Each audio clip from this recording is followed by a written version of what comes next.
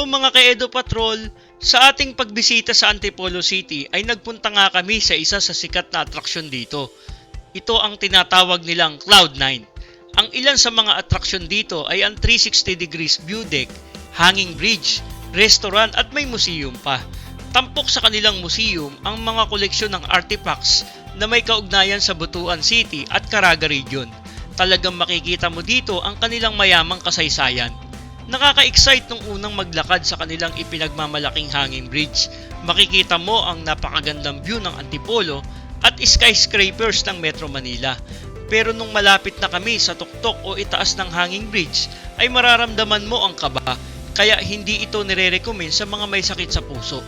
Noong marating namin ang itaas ng view deck ay talagang mamamangha ka sa tanawin. May mga padlock na inilalagay para sa mga lovers.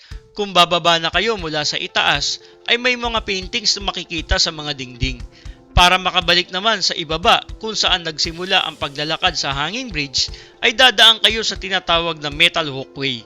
Ayos na ayos magpa-picture dito, lalo na sa mga mahilig sa halaman. Kaya kung pupunta kayo ng Antipolo City, ay isama nyo ito sa inyong lakad.